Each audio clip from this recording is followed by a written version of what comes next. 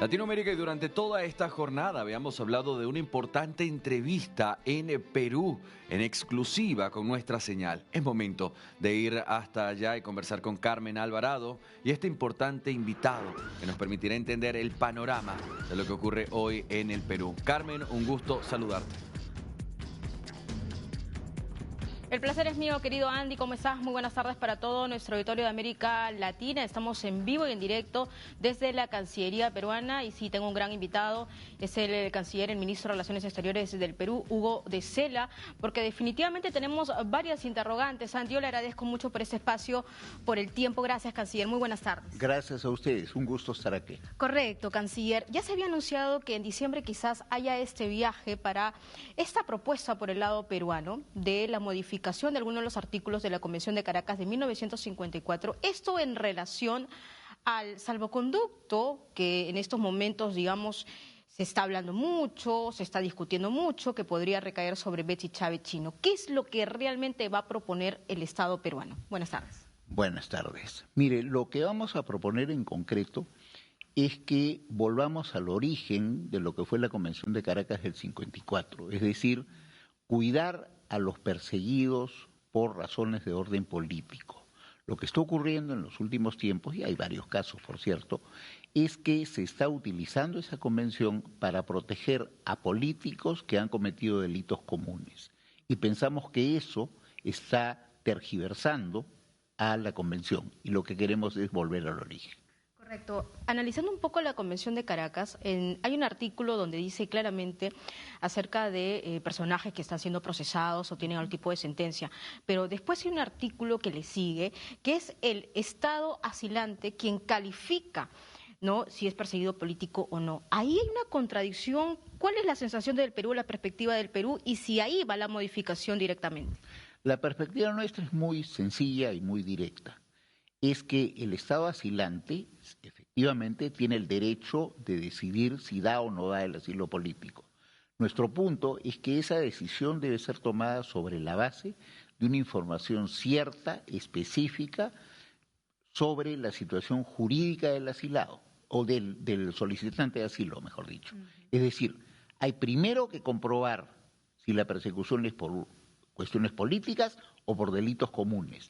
Y eso solamente se puede hacer pidiéndole al Estado de donde es el solicitante de asilo información sobre la situación jurídica. Ahora, ¿México ha entregado los fundamentos respectivos sobre este asilo político, si es una perseguida aquí en el territorio nacional, es decir, de forma detenida, de forma detallada?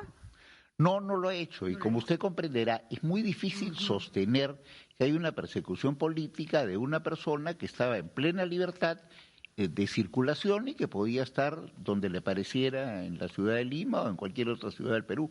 No estaba siendo perseguida, no estaba ni siquiera siendo vigilada, por eso es que entró tan fácilmente a la Embajada de México. ¿Cómo entender esta narrativa a nivel internacional que desde que hubo este intento de golpe de Estado el pasado 7 de diciembre de 2022 prácticamente se ha instalado en diversos gobiernos? Por ejemplo, desde Colombia, desde México, evidentemente con Andrés Manuel López Obrador, ahora con Claudia Sheinbaum, y de pronto también con una comitiva de abogados internacionales como Guido Crochato, a quien hemos entrevistado. Entonces, ¿cuál ha sido el esfuerzo de la Cancillería peruana de cambiar esa perspectiva? Porque lo que hubo aquí fue un intento de golpe de Estado, pero parece ser que en algunos países no ha quedado claro.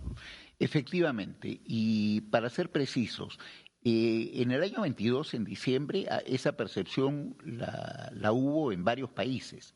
Y precisamente por la acción de la Cancillería, lo que se ha conseguido es avanzar, y ahora el único país en el mundo que sostiene eso es México. O sea que yo diría que la acción de Cancillería ha sido muy exitosa.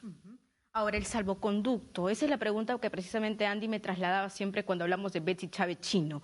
¿Cuándo se le dará ese salvoconducto? Entendemos que la postura del Perú en estos momentos es presentar una modificación ante la OEA sobre esta Convención de Caracas, pero la pregunta es, ¿cuánto tiempo va a tomar esto? Recordemos que en el Perú tenemos un antecedente de Víctor Raúl Aya Torre, que estuvo en la residencia diplomática de Colombia. Entonces, ¿posiblemente puede ser el escenario que le toque a Betsy Chávez Chino?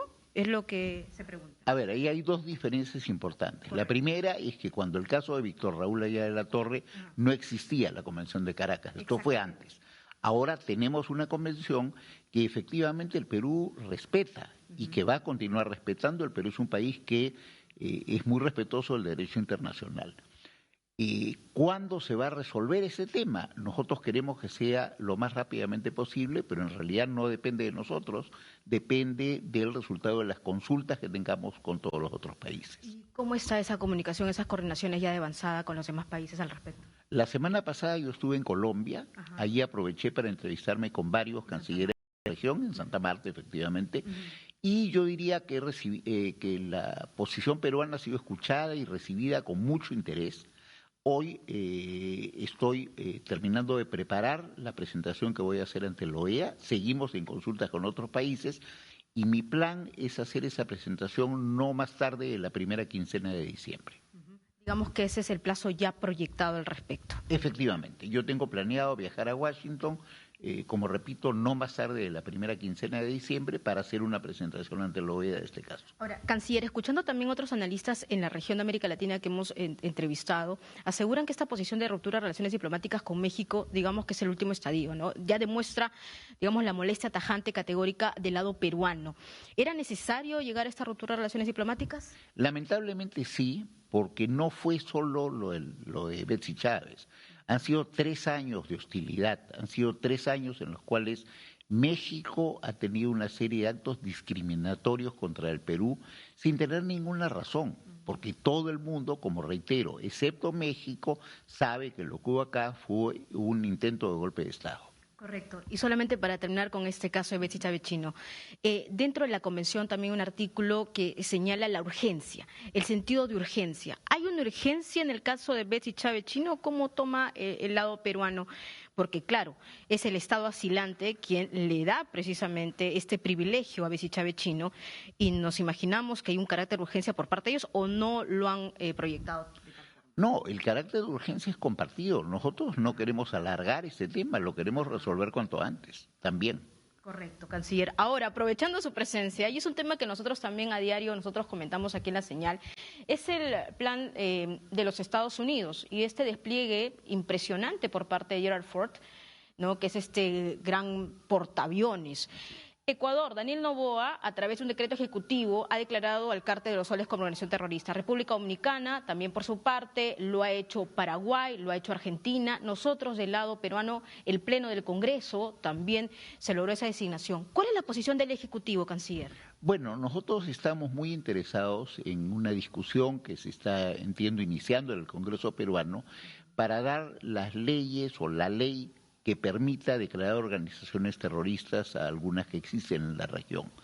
La base jurídica no la tiene todavía el Perú, por lo tanto el Ejecutivo no está en capacidad de designar a una organización como terrorista. En cuanto haya la norma, que esperamos que sea pronto, nosotros la aplicaremos. Correcto. Y al respecto también el presidente ecuatoriano se ha pronunciado que ellos están a favor, es decir, de esta situación, porque a los terroristas o narcoterroristas hay que eliminarlos. Bueno, ha sido el comentario por parte del lado ecuatoriano.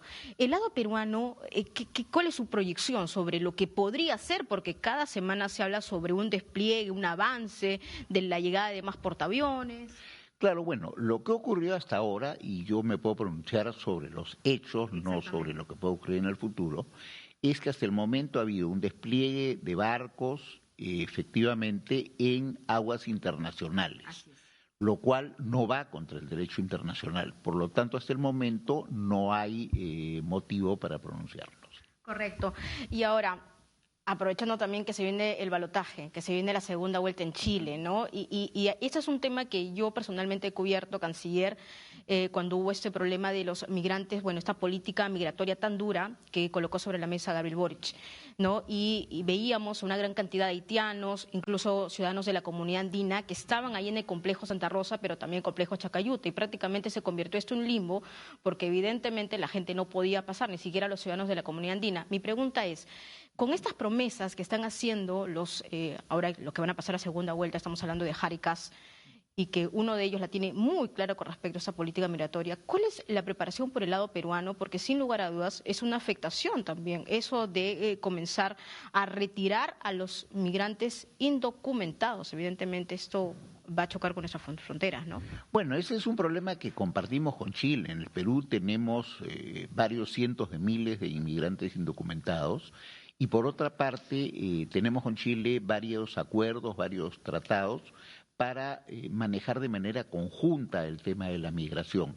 Yo espero que podamos continuar teniendo un buen entendimiento con Chile para manejar eso sin que se perjudique la relación entre los dos países. Claro, porque fueron semanas muy tensas definitivamente y esto va a tener una afectación por el lado peruano. Ahora, la relación bilateral con Bolivia. Cuando estuvo el movimiento del socialismo, evidentemente la situación no estuvo tan buena que digamos. Ahora ya ha cambiado de gobierno. ¿Qué es lo que se espera? Nuestras proyecciones también como hermanos, como países hermanos. Bueno, nosotros, para ser muy francos, estamos muy contentos por el cambio en Bolivia. La elección ha sido del pueblo boliviano y nosotros lo felicitamos por haber hecho una elección en una elección limpia, transparente. Ya hemos tenido contactos con el nuevo gobierno del presidente Paz, más aún, ya hemos iniciado el trámite para normalizar la relación a nivel de embajadores. A mí me da gusto poder comunicarles que la receptividad en Bolivia ha sido muy buena y ya estamos, diría, a pocos días de que tengamos por lo menos embajador peruano en Bolivia. Es algo que nos alegra mucho. Correcto, canciller Andy. No sé si tengas alguna pregunta en estudios, estamos en vivo en directo y puedes responder a cualquier interrogante tuya. Adelante. Gracias, Carmen Alvarado. Sí, hiciste un recorrido por América Latina, es decir, Perú con el resto del mundo, y me gustó muchísimo, pero quedó un tema allí, Carmen Alvarado. ¿Qué evaluación se hace, por ejemplo, hoy con la migración, especialmente los venezolanos, y el impacto interno que esto ha generado en Perú? Y, por supuesto, tomándolo en cuenta, no solo con los migrantes irregulares, con los grupos delictivos transnacionales, Tren de Aragua, por ejemplo. Correcto. Desde estudios me preguntan, canciller, ¿cuál es la perspectiva que se tiene sobre los migrantes irregulares? Teniendo en cuenta que eso tiene una vinculación, como lo dijo mi compañero, con el Tren de Aragua, con organizaciones criminales. Es decir, esto es una preocupación no solamente de Perú, entiendo yo, sino también transnacional de toda la región. Y sin duda alguna, es una preocupación que afecta a varios países de la región. Nosotros somos profundamente creyentes en que la manera de solucionar un problema que afecta a varios países es la cooperación. El Perú impulsa esa cooperación. Lo que queremos es atender, por un lado, a los migrantes, porque hay que tratarlos como seres humanos que son y hay que cuidarlos y protegerlos. Y por otra parte, queremos también evitar el crimen que en algunos casos ha venido junto con esa migración. Y para eso se requiere cooperación y colaboración. Claro. Yo tengo una pregunta y yo ya voy cerrando, canciller, y vuelvo al tema de Betsy Chávez Chino, si me permite, Sandy.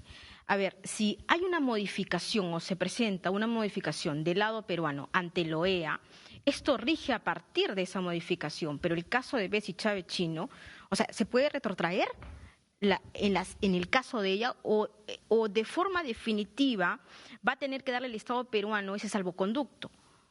¿Está en la obligación?